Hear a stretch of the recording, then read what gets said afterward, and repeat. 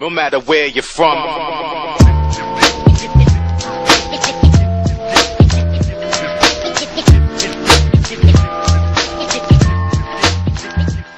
Hello gamers, this is Mr. Store Thumbs, and wow, what an event. E3 2013, Sony, Microsoft, and Nintendo.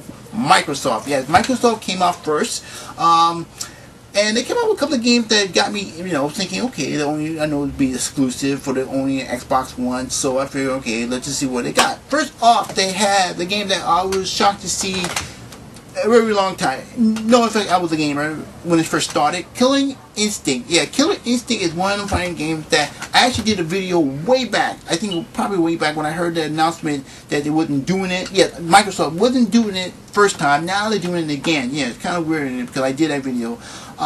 Seeing the gameplay, I was kind of like, okay, it seemed to be like Street Fighter. I mean, okay, I know they have to.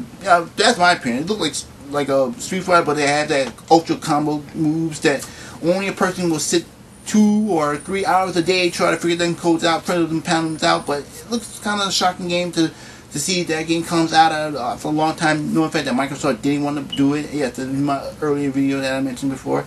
Yeah, that's kind of like a wow. Didn't see that a mile away. But another game that I didn't see a mile away was Mirror's Edge 2. Yes, another game that was not bad. I mean, in my opinion, wasn't bad. It was like a different genre. I mean, I know that the first-person shooter, first-person inspection had been done to death, but this was different. And then I say, okay, are you gonna make a part 2? We didn't get to part 2. In fact, people were like, okay, they're not gonna focus on part. Even EA didn't say like hands out. Sometimes they say they're not gonna do a part 2. So the exclusive for Xbox One was kind of a shock to see. No gameplay or anything. Just to mention that, hey, if you want to buy an Xbox One, you have to buy exclusive for this one. The next one that got me really kind of like, okay, I can see the point of it. I mean, not in that way. Titanfall. At first, I thought it would be another first-person shooter again, but when you add in the mech and what you can do with the mech and outside the mech and shoot a lot of mechs and jump on the mech and blow yourself in the mech, you think, okay, I got no deep on the mech. So yeah, that kind of thing that.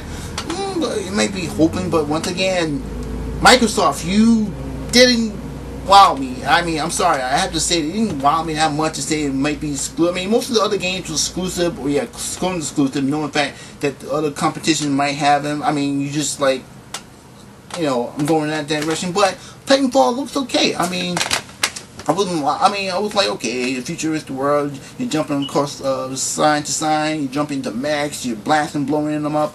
I don't know. I might, down the road, we might hear some more information. So, what is it? Microsoft try, but I feel like with the tablets and the sports games and whatever you want to do with a sport game with a tablet, I know there's a lot of games that I didn't touch on. I know that I always focus on these 3 games because they're so exclusive. That exclusive kind of like, oh no, not ours, not that system. You gotta come to our system kind of feel to it. So I have to say, yeah, let's see what happens down the road with Xbox One. So moving to that, we move to Sony, and a lot of exclusive. Actually, I think it's exclusive. If not, I'm probably wrong. I did my notes right or wrong. But first off, we have Kingdom Hearts 3. Yes, a game that we've been... Well, actually, a lot of people I've been knowing who've been waiting for this game for a very long time. Now having a work in progress. It's work in progress. It's not going to be in the back in the corner. It's a work in progress game, so it's going to take a while. But they're getting it on a PS4. So that's exclusive. That's exclusive enough as it is. I mean, people have been waiting, drooling about getting this game since Part 2, and I know a lot of them had gotten the Game Boy and the PSP, and I think with the Japanese one with the cell phone with it.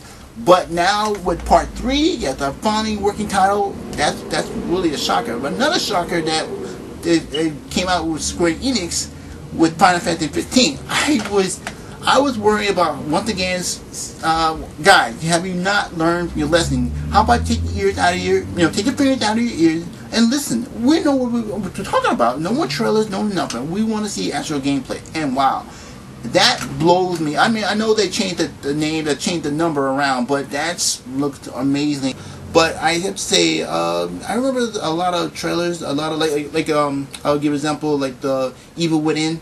That looks amazing. I mean, finally a survival horror game that survival, not some Michael Bay running out, gun blazing, boobs. I have no problem with breasts. I have no problem with that. It's just I want the gameplay itself to be as it was back in the day when I was playing a game called Resident Evil.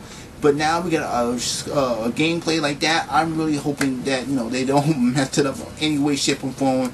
Keep it what it is. Keep it pure. Keep it survival. So yeah, Sony showed a lot of games. So I was kind of impressed. But I was more impressed with Nintendo with their Wii U. Yeah, how can I say it in a way? They did a good job. First off, they got a sequel to the game I never got my hands on. Not yet. X Chronicle, if you remember that, now it's called X Blade. If you've seen the trailer, now you get jump into mechs. At first, I thought it was another game called another game I remember playing a long time ago. I still love this game to this game. I thought it was Zero Gears. When I mentioned that, is it a sequel of the game? No, but it's a different type of game. But I thought it was like when I saw the X, the last trailer. You see that big red X. I saw it straight up. I saw it was Zero Gear, and I said, "Whoa, I gotta get this. If it's Zero Gear, I'll get it right up. I would buy a I would buy a Wii U. No, if I don't have I have a Wii, but I don't have a Wii U just to get that game. So that got me like really hooked. Another game that really shocked me was, let me get my notes here. I got a lot.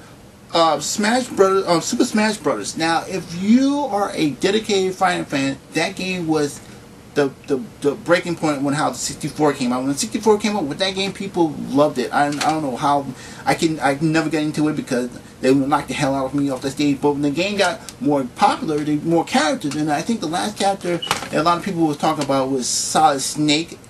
I think it was Solid Snake. Yeah, I think it's Sonic the Hedgehog. I might be wrong. I think it was Sonic the Hedgehog. But a lot of people have been talking about this one character. The character we always wanted to get. Yes, the Blue Bomber, the Rockman, Mega Man. Yes, Mega Man came out of nowhere, and people just.